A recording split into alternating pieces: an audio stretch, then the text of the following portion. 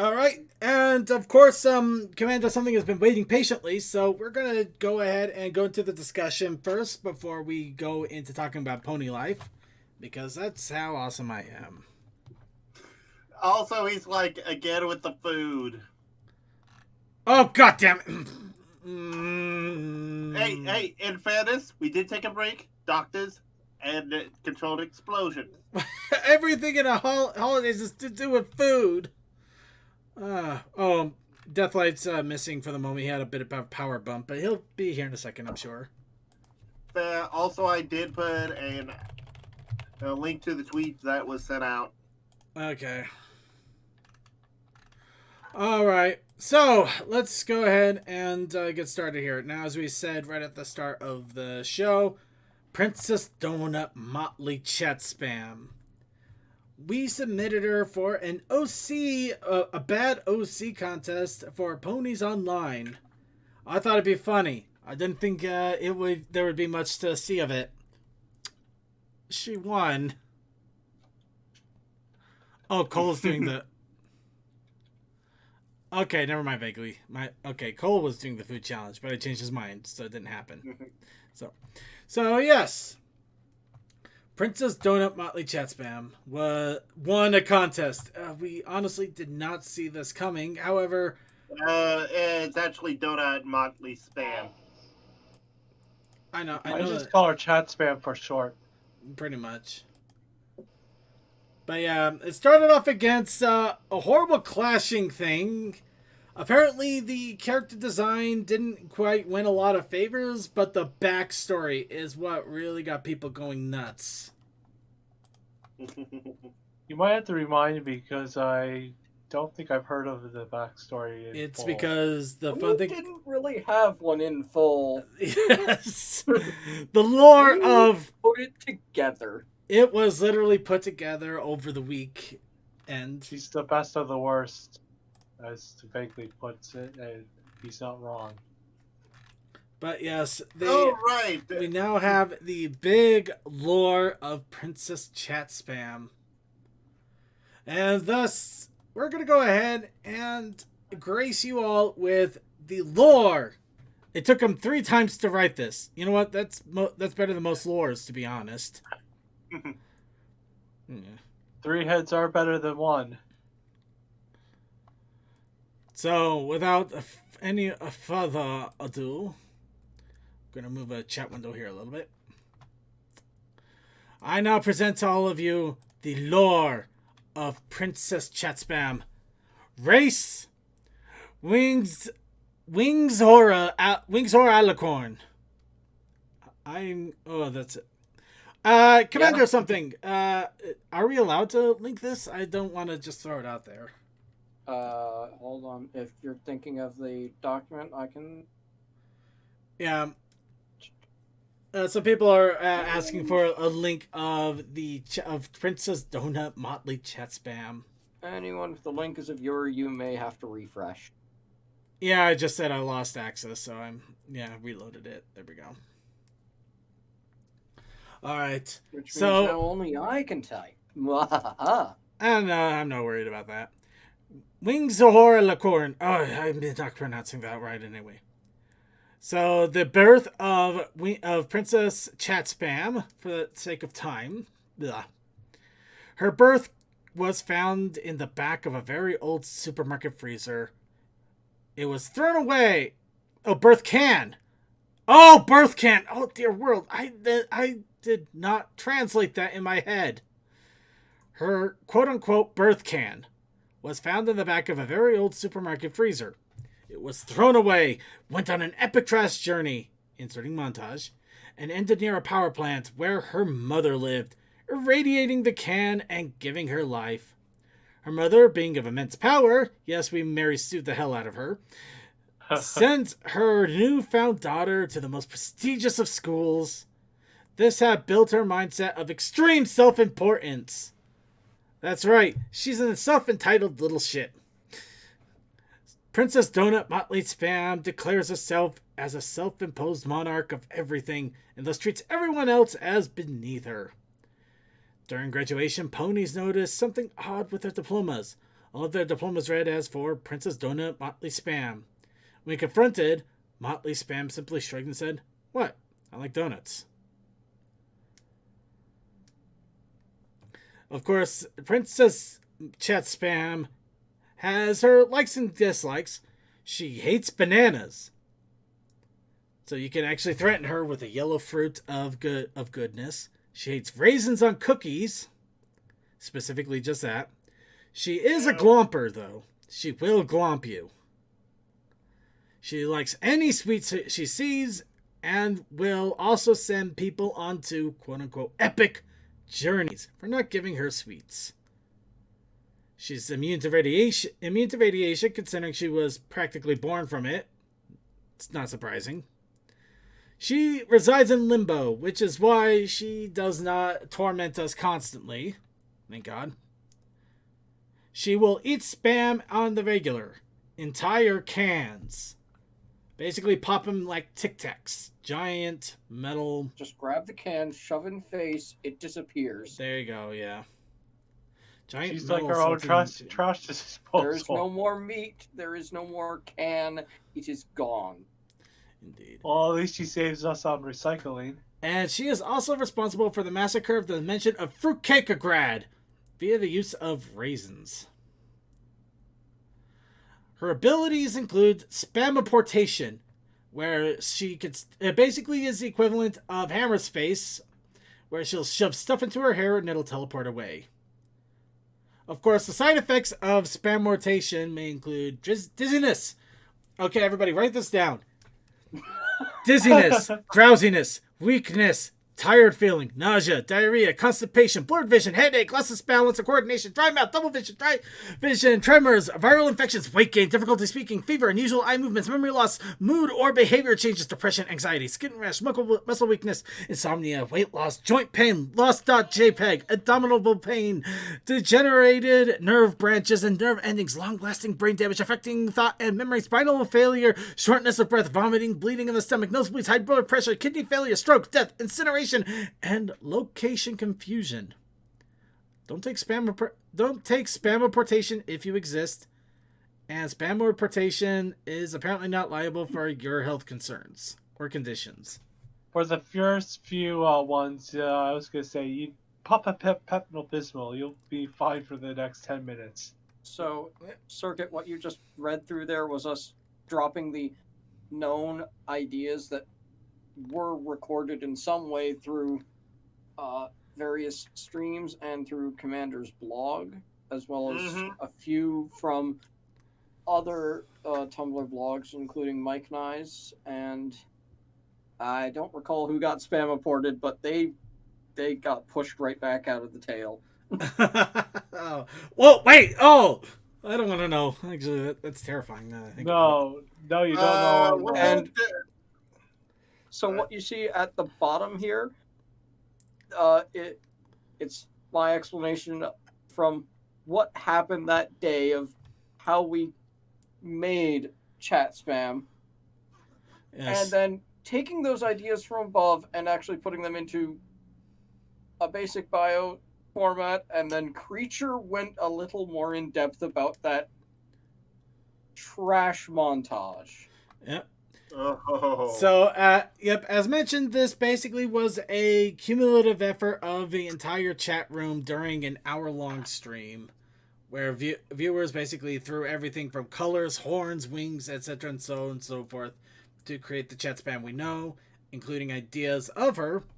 And now, here is the story, as it were. Well, I quickly skip it. I wish I got a look into that chat. The fun thing about I know that chat's gone. However, if you want, you can actually read the chat for the Bad OZ contest still. It actually still shows up right there. It's fun. In fact, I believe that Commander something and Toakoi were there. I unfortunately missed it because I got time zones confused and I was dealing with things physically. Yeah. Right.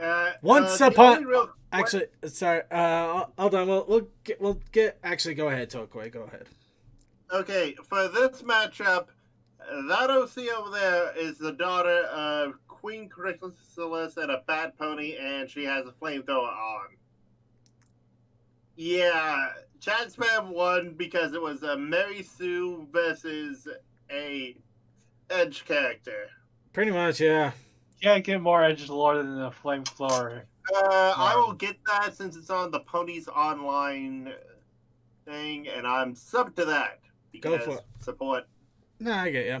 So, getting back onto this, once upon a time, an original can, everybody, of spam was found at the back of a very old supermarket freezer.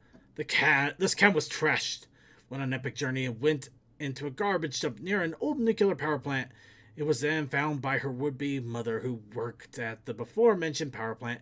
Being exposed to large amounts of radiation, the contents of the can mutated, and thus Princess Donut Motley Spam was born. She was growing up our fair Princess Chatspam, as she was nicknamed. Okay, actually, we read this already. Basically, yada yada yada. She's self-important. As she graduated. Okay, we got more now. She graduated. She decided to travel with the emphasis on self-indulgence and sweet consumption and chat rating. Through these travels, she slowly discovered her abilities of breaking interdimensional barriers, ignoring the laws of the universe. Her biggest achievement would be the massacre of a dimension of sentient fruitcake people by giving them raisins. She now resides generally in limbo, deciding if she should have the best dimension to herself as the princess of everything. However, she does not like to sit still and ventures out often to stir up more interdimensional trouble and to find more pastries to enjoy. The fruitcake dimension just got too full of raisin. There was no space. And everyone knows fruitcakes with raisins. It just, yeah, doesn't end. So the creature has actually submitted an entire story on this. I would like to read it, but I think I'm going to leave it up to people who want to actually look more into the bio, plus all of the reading I've been doing to the show today. Ugh.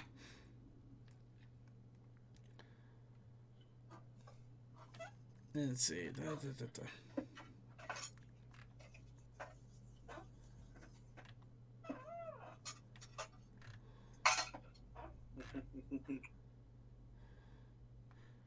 Yep, and basically the rest of it is the stories.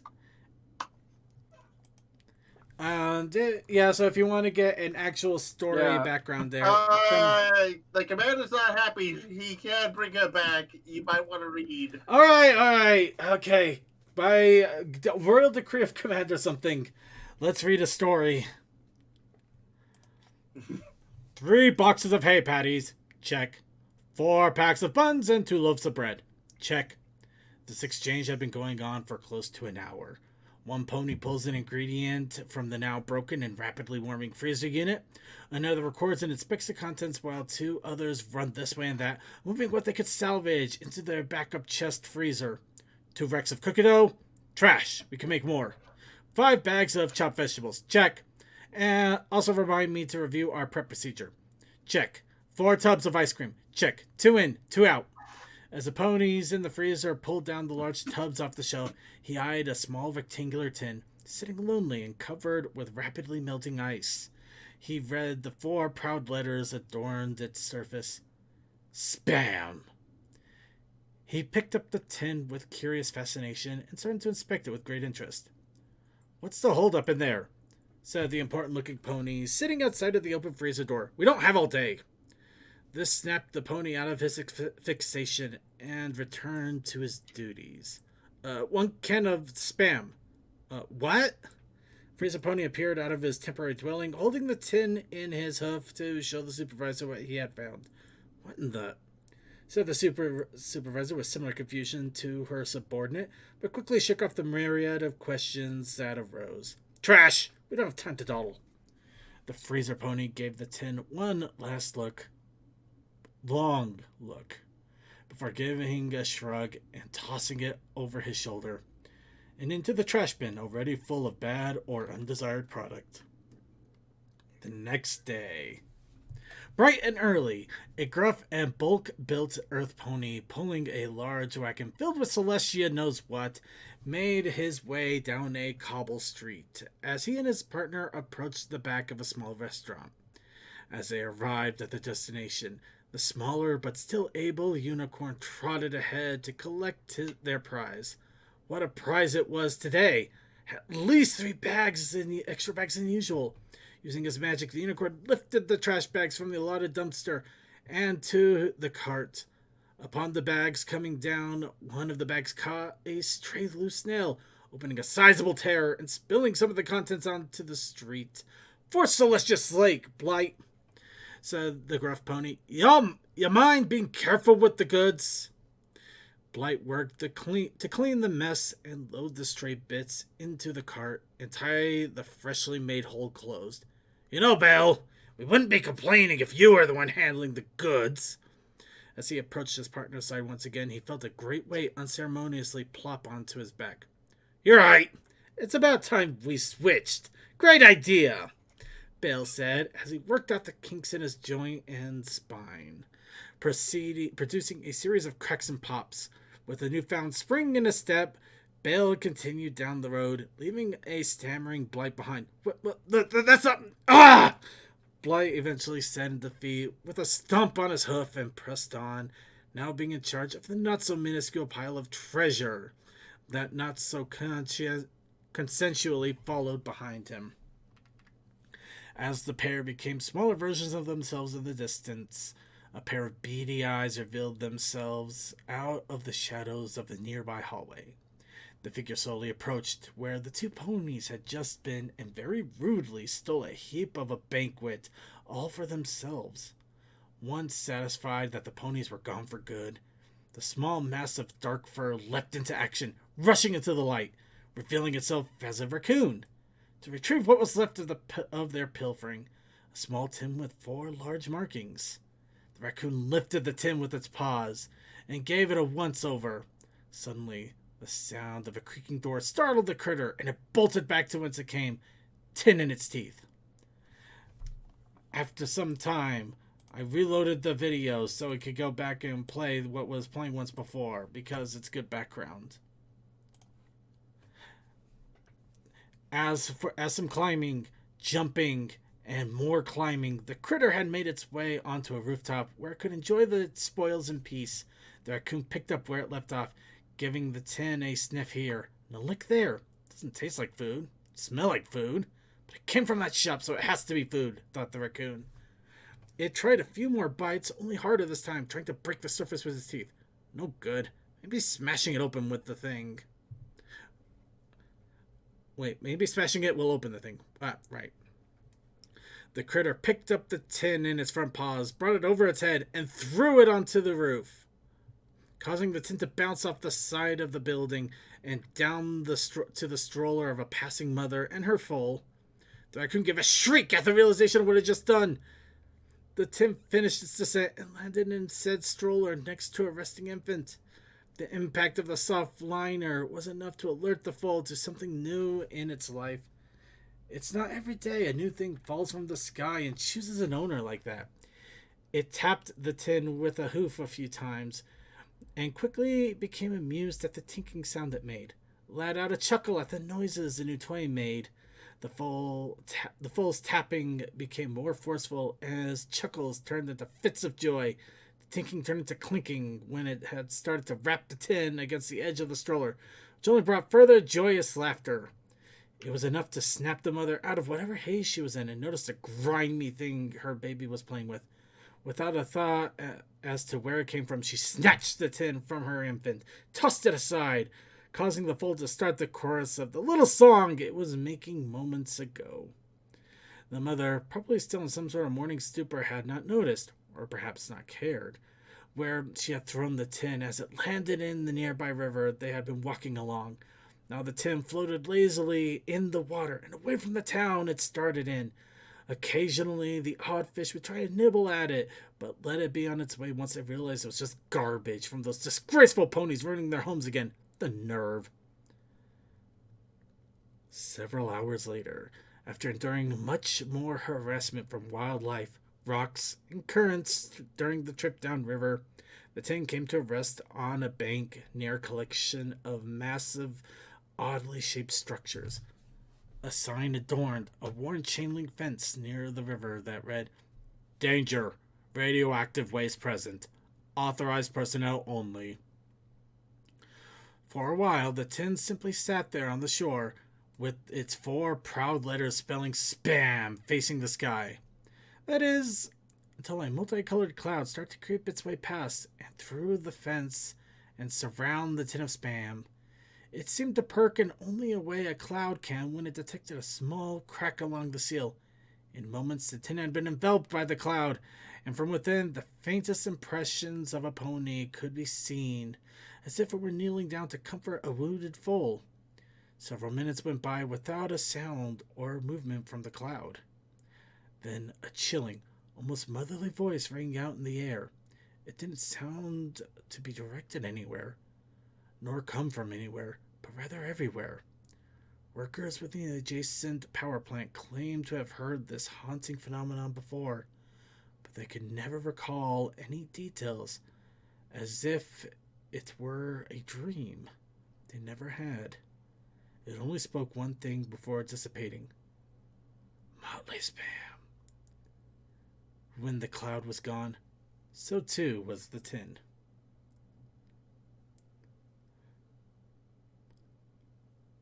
Okay, I'm a little creeped out by that somehow. Sounds like a beginning of a horror movie. Right?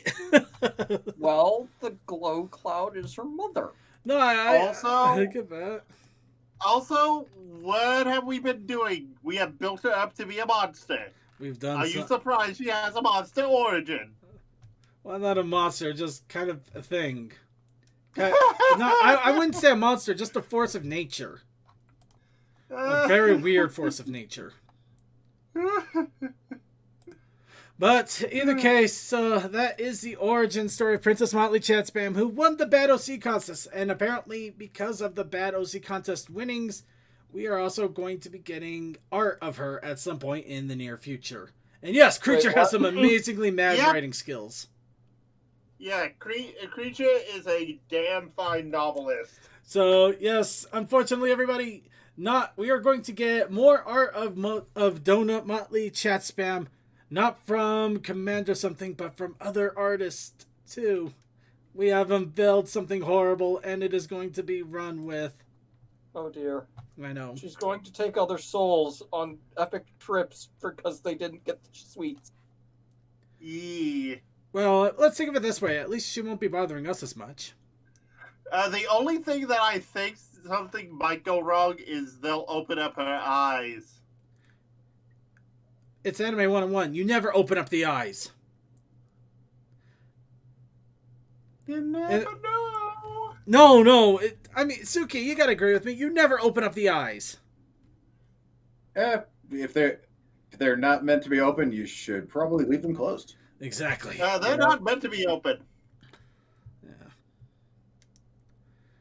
All right, then. Though I wish it was written somewhere that the eyes never open or something like that, because I think that's the one thing that is people. Yeah, there should be a note, but we don't have it anywhere. There's actually no note about the eyes. It almost feels like a really bad oversight now that I think about it. Do not open the eyes. I've been around this long enough. You do not. You do not. So, with that in mind, that is our talking about Chincha's Princess Chatspam. What the hell? Princess You need help with your word. I don't know what that was. I think I had a seizure. I think I had a stroke. Commander, that might be, and no one knows what they have done. That was almost language.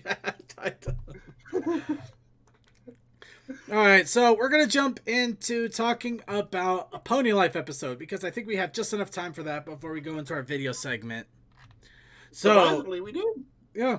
So, getting back into Pony Life finally, we're going to talk about Season 1, Episode 6, Pinkie Pie Hyper Helper.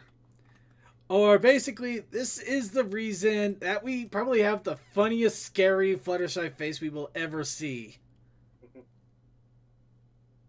I mean, serious. That is hilarious. That is hilarious and kind of terrifying in a weird way.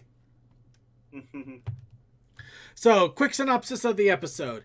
Pinkie Pie is still trying to figure out what her pièce de résistance is going to be for the baking competition. She, of course, is running out of time.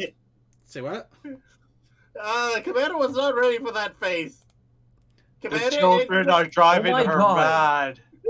Nobody's ever ready for the Fluttershy face.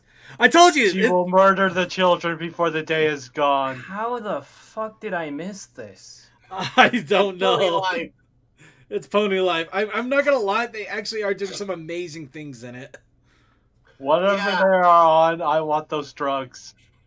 Well, this is you, still a you can't nightmare. get those drugs. Not I legally. know, it's a shame. Vaguely, yes. They actually announced it. Legally stopped Actually, from anything. vaguely, they did announce a season 2, and we also announced that it will be starting at the beginning of April. Happy April Fools! We get another season of this. Yeah, so it's actually in a few weeks, oddly enough. That's why we're even trying to start pushing for Pony Life here. So, getting back on track here, Pinkie Pie is trying to make her pièce de résistance for the competition. She's running out of time. How much time does she have left? Well, she's half past panic. I mean, I love the detail of attention of that clock is reading Pinkie Pie's moods as the day goes on. In all honesty, that's probably the best way to do a timer before the if you got something that you need to take care of. So we have Content Pinkie Pie, Concerned Pinkie Pie, Freaking Out Pinkie Pie, and What Am I Going to Do Pinkie Pie? And everything is wrong, Pinkie. Yeah, basically the house is on fire, and I don't. The manure has hit the fan, Pinkie Pie, at 12. So Pinkie Pie is trying to figure out what she's going to do in order to make her a pièce de résistance. Sorry, I keep saying that, but I really can't think of a better term. Well, also, Vaguely has a better definition for 3 o'clock, 6, 9, and 12. Oh, really? What do we got? Fine. I'm concerned. Oh no. Yeah. Seriously though, it's hilarious. That's a hilarious thing there. So, yeah. So when Pinkie Pie's trying to find her big recipe, she keeps getting interrupted by everybody. First, of course, Fluttershy, who is not dealing with babysitting as well as she was. Or maybe about as well as she would have at season 1. She never did in the beginning of season 1. No, she didn't. No, she did CMC. Well, no, but the first time with CMC, she was basically losing it. So this is kind of similar. Indeed, that's And why I said. also we learned that this is at 5 a.m. or 5:30 a.m. Roughly. I think they woke up at 5:30 a.m. and they just didn't stop. Yeah, they woke up. So we don't know what time this is happening. Early. Yeah. So while this is going on, Pinkie Pie keeps trying to help her friends out, feeding the kids and making them go sleep, probably drugging the cake. Twilight is also trying to show off a film reel, but she doesn't have enough time. But she needs help setting up. Also, Pinkie Pie forgot that Rarity was coming over to do an overhaul of Sugar Creek Corner. Yeah, Rarity was moving stuff for that. Yeah, Applejack was moving stuff around, and of course, we also have the walking plague that is Rainbow Dash. She's spreading Corona. Run! And demonetized. Nope. She has Pancake Madness. Actually, that fits the Wait a minute. We're monetized? No, we're not. Since I've seen this We're one. just full of pancakes. Here, eat a pancake. Oh, So That's why I said that. Oh, jeez, I remember now. So in trying to help everybody, unfortunately, Pinkie Pie runs completely out of time. And makes and with the help of her friends who realize that they ate up her friend's time. So this is the equivalent of somebody about to do the big competition and you're the jerks that unfortunately didn't allow them to get ready. They hurried her to the studio to try to help her win the competition. So they all in their defense, Pinkie Pie didn't tell them that her competition. Yeah, no, she kinda did. She kind of did, but she didn't put her hoof down, as it were, and just say, "Guys, back off! I got a thing." No, she said she was busy, but Ash is the most jerkest out of right Anyway, now. I no, don't she know. said she was busy, but she didn't allude to how busy she was. Yeah, kind of. She didn't exactly put it. There's faults on both sides. Let's face it. So they all hurry over there, and they all work together, including Rainbow Dash, who keeps out of the way. Because I mean, would you want a sick person literally making a cake? Health code And yet violations she still makes galore. a cake. Yes. So each of them come together to put a piece of cake together into a giant smorgasbord of cakes on cakes. Literally 5 different cakes. Never mind. Don't ask That's logic good. in the show. You will not find it. That's why I stopped myself. Yeah. I have to remember this is Pony Life. Yeah, Pony Life logic does not apply. And of course, Celestia congratulates him on the awesome cake, eating half of it, and then announces they're Literally. disqualified. Because it is a single pony competition and Pinkie Pie got outside help. Her pie hole is as voluminous as Kirby's. It's Celestia and cake. That's all you need. Yeah, and yeah, it does kind of suck. And they were like, "We would try to stop you, but yeah, friendship was just so wholesome that we couldn't." You know, And good for our ratings.